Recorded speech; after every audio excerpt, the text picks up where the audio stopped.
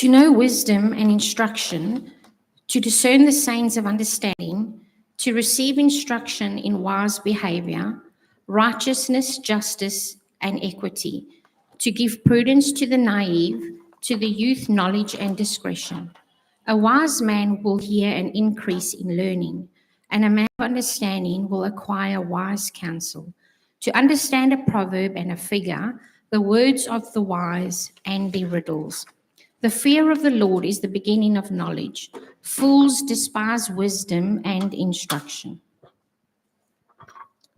So if I didn't distract you terribly by doing all that stuff while she was reading, I'm sorry about that. I'm just trying to organize myself. You can keep that. All right. Just an update. So not this week. So if you show up, we won't be here. But in 2 Wednesdays' time at 11 o'clock on the 17th of January, it'll be in, and we'll make sure it gets in the bulletin. On the 17th of January at 11 o'clock, when the Wednesday study would normally meet at 11 o'clock on a Wednesday morning, we're going to have a prayer meeting. If you come to that Bible study or not, you're welcome to come to the prayer meeting. We're going to meet at 11 here at the church. That's on the 17th of January. Okay? That's the Wednesday. So if you come this Wednesday, we will not be here, but the following Wednesday, and it'll be in the bulletin, but I'm giving you a heads up. The following day, the 18th, which is the Thursday, when the Thursday Bible study would normally meet at 7 o'clock in the evening, we're going to have a prayer meeting. So if you don't normally attend either of those Bible studies, but would like to attend the prayer meetings, it'll be Wednesday the 17th at 11 or Thursday the 18th at 7 o'clock. It will be in the bulletin. You don't have to remember all that, but I'm giving you the heads up. There will be prayer meetings on those 2 days when we normally would have had a Bible study. If you cannot attend those prayer meetings, or you don't want to attend those prayer meetings, and I don't have any judgment for either of those reasons, but you would like us to pray about something specifically, email me at pastor@norandachurch.com.au about your prayer requests, and we will get the community to pray at those prayer meetings if you can attend, but you want something specifically prayed for. Is that kind of clear? Have I confused everybody? Okay. But we are going to start in the month of January. We're going to do this little series that I'm calling Be Wise, which is wisdom from the Proverbs. And we're going to spend a little bit of time going through some of the Proverbs and thinking about some wisdom for life. Now, let me just get back to where I'm started here. Here we go. First of all, I want to think a little bit about the purpose of these Proverbs. And in Proverbs in chapter 1 and verse 2, you have these ideas that these are teachings to know wisdom and instruction, to discern wise counsel. The Proverbs are here inspired by God through the Solomon, who was the son of David, to give wisdom. And I am going to just give you some repeat of what I've already said to you guys repeatedly in the past. And if you did the Bible study, this is just a refresher. Wisdom is taking past experiences, in this case, Solomon's past experiences, but they could have been yours experiences or anybody else's. Wisdom is taking past experiences, applying them to current circumstances in order to ensure future and current flourishing. So this is the idea behind the Proverbs, is to teach you how to live wisely. If God is the God who created the heavens and earth and created us in his image, then God is the one who, in all his wisdom, would know what is the best way for human beings to flourish. And the best way for human beings to flourish is to live their lives according to the wisdom that he has built into the system. And he would like you to see what that is. And so he inspires writers like Solomon to say, this is the wise way to live. It's kind of like the instructor's manual. I just bought a new car, and the instruction manual in the new car tells me the kind of oil to put in it, how often to service it, how often to change the tires, kind of petrol to put in it, and so on, how to treat the vehicle so that it lasts and I flourish in it and it has a good long life. I don't have to do any of that. There is no law that says I have to do any of that. But wisdom, based on the past experience of the manufacturer, says if you do these things, it will go well. So the way we should approach the Proverbs is not to see them as law. You don't have to do these things. But if you want to flourish, the maker, the designer of the system, has given you a user manual that says, do these things and things will go well. Most of the Proverbs are of the form of, therefore, of a suggestion. And that's hard for Christians to hear because they think if it's in the Bible, I have to do it. But these are not the things that you have to do. But if you're a fool, you won't do them. But if you're wise, you will. But some of the Proverbs do take the form of law or explaining why the law exists. So there's lots of Proverbs in here about adultery. So yes, don't commit adultery. That's law. And here's the wise reason why you shouldn't. And so there is some kind of overlap. Sometimes the Proverbs are the kind of thing that you have to do, but the vast majority of it comes across as the kind of things that you ought to do if you want things to go well. Another thing that happens with the Proverbs is if you read the Proverbs and study the Proverbs, you will learn and be able to discern when someone who is a fool walks onto your path. When someone who tells you, you know the scriptures in the Proverbs say a wise person does A, B, and C, and a person comes along and says, no, you should do D, E, and F. Well, D, E, and F is foolish because I know the wise thing to do is A, B, and C. And so this is the purpose of the Proverbs, is to instruct you in wise living. So the point that I'm emphasizing here is that this is the way life is, generally speaking, going to work well if we live our lives according to these principles. However, because they're not law, it means that you can live your life according to these wise principles and not flourish. It is possible for you to obey the user guide and the user manual of the owner of the vehicle and do everything exactly as it says, and the thing still breaks down. Because the reality is that you and I live in a fallen world in which sin impacts you, the world you live in, and even though you're acting wisely, you are impacted by people who are fools. And so often it doesn't and then matter how wisely I live, it still is not going to work. And so the way I want to approach you, think about the Proverbs is this kind of 80-20 rule, which is not a rule. But basically, I mean, 80% of the time, for 80% of the people, and 80% of the ways, you follow these things and life will go well and you will prosper and you will flourish. But sometimes it won't. Doesn't matter how you live because the world is fallen. And so that's the reality of it. And the flip side of that is also true. There are going to be people that you know who live lives of utter foolishness. The fool, for instance, has said in his heart, there is no God. These utter atheists who live lives of total foolishness without any concern or respect whatsoever for the wisdom of God and whose lives flourish. And so you can see here, there's not a one-to-one correspondence. This is why the psalmists write psalms like, why do the wicked prosper and the righteous suffer?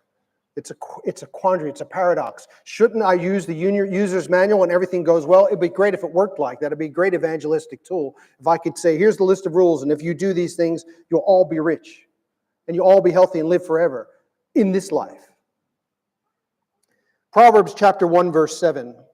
The fear of the Lord is the beginning of wisdom. And I said this in our Bible studies as well, when we did the studies on Proverbs. The fear of the Lord is this sense of awe, respect, honor, recognition that He's worthy of our respect and our life and our devotion.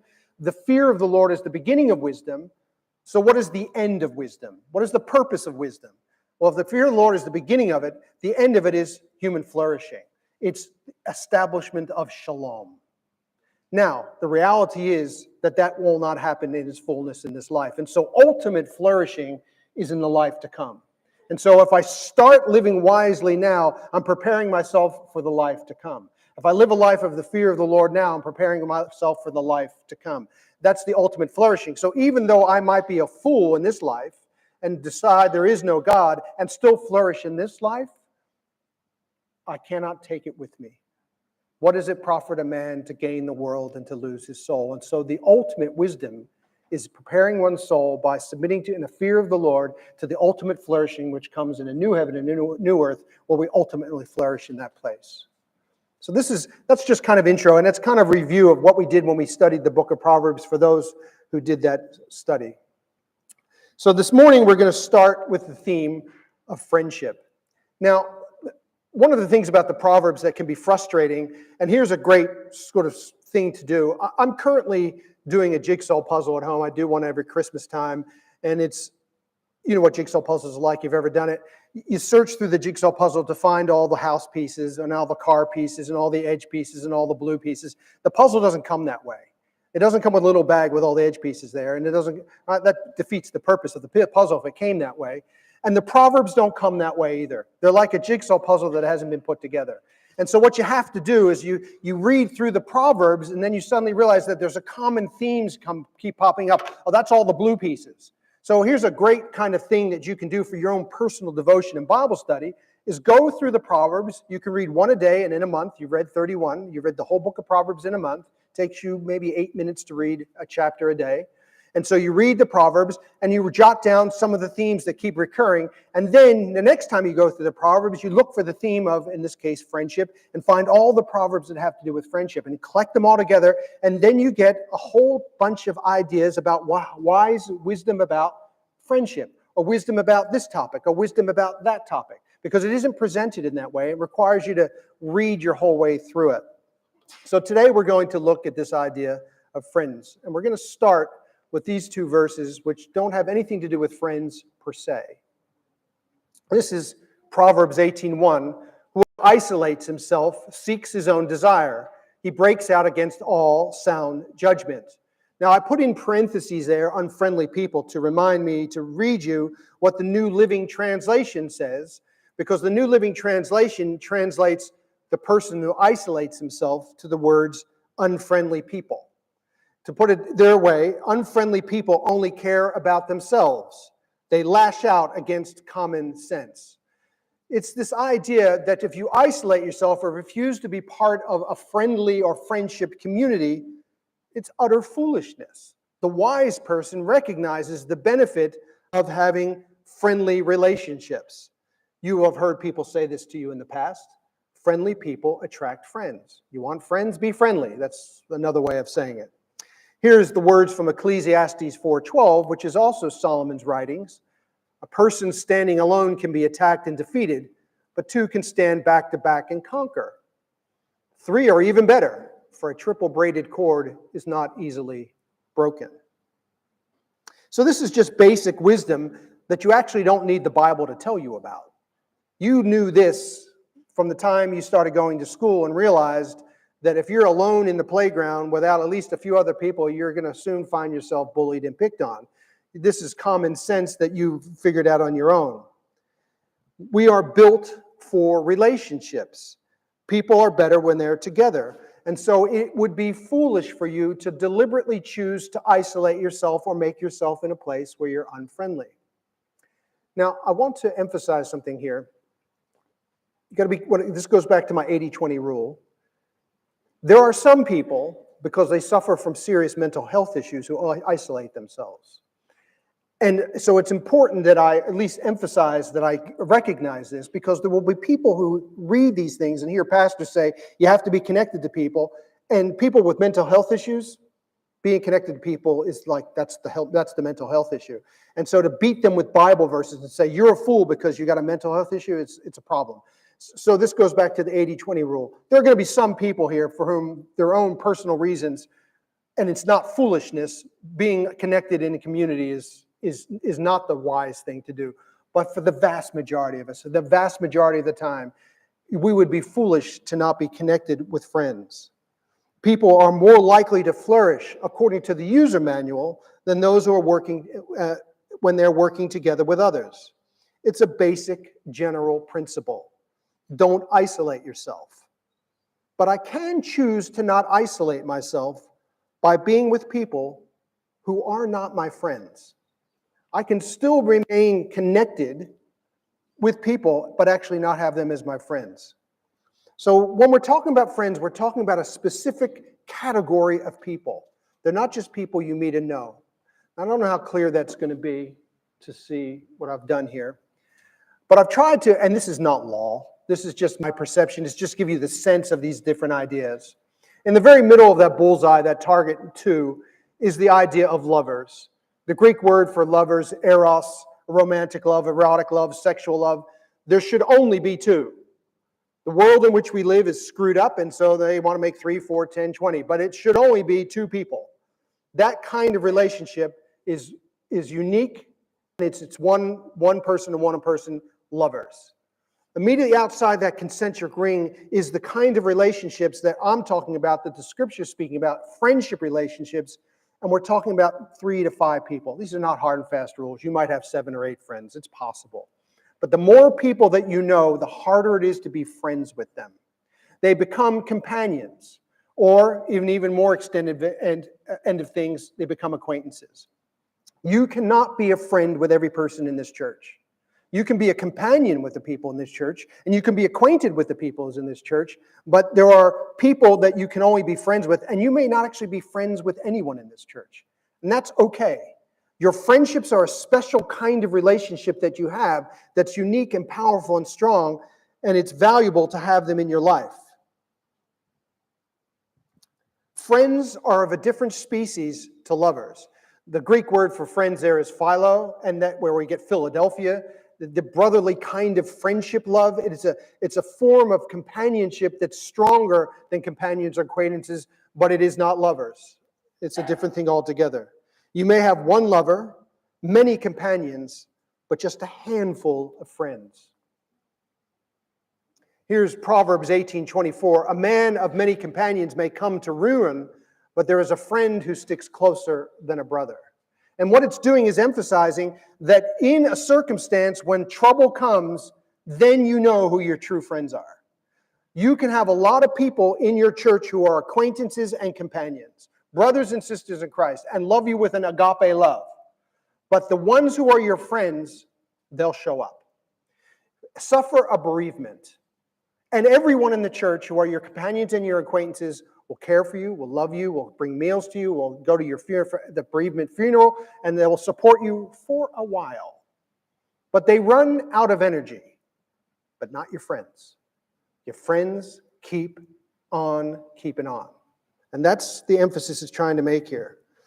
Companions are not really ready to be there in the long term when times is tough. This is not judgment. This is just the facts of the reality that you can only have a limited number of friends. You cannot be friends with everybody.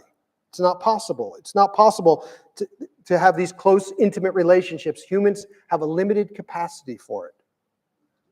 So the proverb is not denigrating companions, but emphasizing the importance of close friends. That's the point of that proverb. I'll just give you another picture. That picture there, that's eros, the top picture. That's lovers.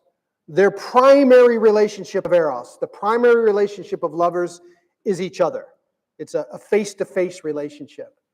Friends, however, lovers can turn into friends and friends can turn into lovers, but assuming you already have an eros relationship, friendship is a different thing altogether. There's going to be a common goal or a direction or a focus. So rather than the primary relationship be each other, the primary relationship is the thing we have in common. That's the difference here. And so it might be hobbies. It might be experiences. So I have some very good friends in the United States who were in the U.S. Navy with me and experienced the things I experienced in really important forming ways. I have other friends that I have here in Australia that went through some really common experiences with me, and it's those common experiences that are binding us together. And so the parallel line there that runs between each, that bond will grow and grow and grow, but the initial thing is the common goal. So you come to church and someone walks in the door and you meet them and you find out they're from the same town or from the same city or they have the same interest. And you say, oh, that's interesting. And then you start to have a conversation and you realize you share all these things in common, and then the bond grows. That's the thing we're talking about, friends. There is a primary goal or experience that friends have that causes the strength of the bond to grow, but there's a limited number of people that can join that queue. There's a limited number of people that you can have that are common friends. Now, we can survive without either of those relationships. You do not have to be married. You do not have to have a sexual relationship. You do not have to have eros in your life. Human beings as a species have to have that, but as an individual, you do not have to be married. It's not a requirement of your life. God has called some people to singleness, and so they flourish in their singleness. And if God calls someone to singleness and they get married, they would not flourish.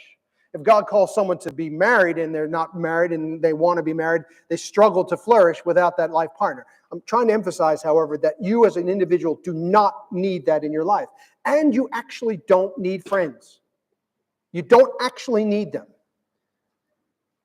But you don't need them any more than you need art or music or delicious meals. But C.S. Lewis puts it this way. He says, friendship has no survival value. Rather, it's one of those things which gives value to survival. Your life is way better with good friends than without. And so if you want to flourish in this life, says the user guide to human beings, get some really good friends. Have some really important friendship relationships in your life that are different than your lover relationship and are different than companions and acquaintances. There should be this handful of people that know you and you know. Your life is going to be way better. I don't have to go to art museums, but life is a little bit better knowing there are artists, even though they're usually crazy. Life is a whole lot better when there's music, right? Life is a whole lot better when you have friends.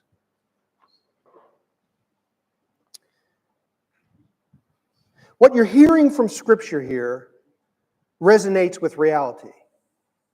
It's not true because the Bible is telling you these things. The Bible is telling you these things because it's true. It's not exactly the same thing. You don't need the Bible to tell you this, but it's kind of nice when the Bible does tell you this because it resonates with reality. This is my reality. The Bible's highlighting it. Yeah, I'm in alignment with the reality. I'm in alignment with truth. I'm in alignment with what God has decided is best for human life. Friends are different than lovers. They're limited in number. They aren't necessary, but they're wise to have. And they are a gift. They're a gift. Because music and art are a gift. It's evidence of the love of God that He gives us an ability to enjoy music. It's a great gift of love and grace that God gives us the ability to enjoy a sunset. And it's a gift of grace and love that God gives us the ability to have friends. It's a gift. They're like good family. And I'm emphasizing good when I say family, because I know not all family is good. This is Proverbs 27:10. Do not forsake your friend and your father's friend, and do not go to your brother's house in the day of calamity.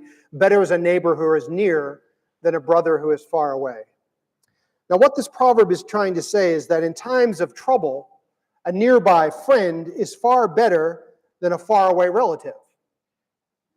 By saying, don't go to your brother's house, is not to say there's anything wrong with your brother necessarily, but rather if you have a good friend who's nearby and you bypass them to go to your brother who is far away, that would be foolish and insulting to your friend, that they're a good friend. Unlike family, friends are people we get to choose. You don't get to choose your family, whether you like it or not. And most encouraging to me, friends choose us. You think about that. There are people on this planet that like you. Right? It's like, you gotta be kidding me. People like me? The point of this proverb is saying that, so the part that I get to choose my own friends is obvious. The fact that they choose me is both encouraging and humbling. That someone who doesn't have to like you actually likes you. Whereas with family, you got to go to Christmas with them whether you like it or not. But friends, they come to Christmas with you because they like it. They want to be with you for Christmas. Family can walk away. Friends could walk away. Family can't, or at least isn't supposed to. Of all the people in the world, all those smart people, the clever people, the beautiful people, the best people, whomever your friends want to choose, and they choose you. They choose you. And that's a wonderful thing. And so the point that the emphasis is being made here, you would hope that your family can be your friends, but it isn't always the case. But your friends have made a choice. And so if your friend has made a choice to be your friend, and you decide to ignore your friend to go to the family who didn't choose you to help you in a time of trouble, you see the emphasis here. Family and friends, good friends and good family, they go hand in hand. Family is bound by duty. Friends are bound by choice. They're different than lovers. They're limited in number. They aren't necessary, but they're wise to have.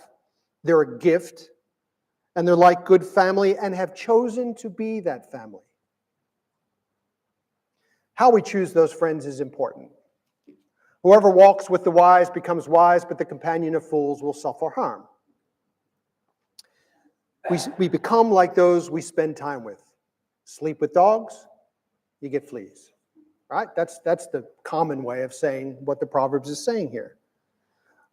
I used to hike the Bibbleman track with some friends. And the reason that I did that is because they rubbed off on me. I had a general interest in hiking, and I had done a little bit in the United States, but not much. And then one day, these friends of mine are having this conversation with me about this experience they had on the Bibbleman track and how they walked past this thing. And they were just animated about what they were doing. And it intrigued me enough to walk one day with them. We went from Mount Dell down to Brookton Highway. And that was it. I was hooked. And so I got dragged into, with my friends, a common thing. They rubbed off on me.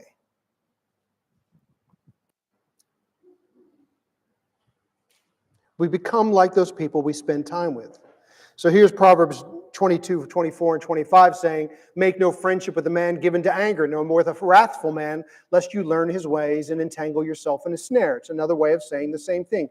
You hang around with the wrong kind of people, and you will start to become the wrong kind of people. You hang around with the right kind of people, you become the right kind of people. Your parents are telling you this. Pick good friends. Pick good friends. Not because you have to, because it's smart. Be a good friend. That's smart. Right? That's the emphasis being made here. Choose your closest friends well. People who are going to strengthen you and uphold you and spiritually form you well. Which tells me that as I think about this, my closest friendships as a Christian should probably be Christians. Doesn't mean I can't have companions who aren't Christians. Doesn't mean I can't have acquaintances who are Christians. And it also doesn't mean that I can't have a friend who isn't a Christian. But if the bulk of my friendship group, the 3 to 5 people, are all non-Christians, the chances of me having a bigger impact on them than on me is slight. And so wisdom says, choose the kind of people who are going to rub off on you well, who are going to encourage you in your faith, who are going to strengthen you in your walk. You will be spiritually formed and sanctified by good, godly friends. Wisdom tells you to do this. You don't have to do this. You can pick all your friends. All your friends can be bikies and drug gangs. But life will not probably flourish for you.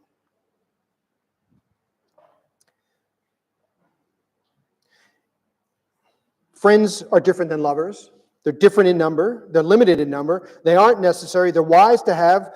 They are a gift. They're like a good family that have chosen us and chosen to be that family. We need to be wise in how we choose. And good friends, true friends, stick it out. They stick it out.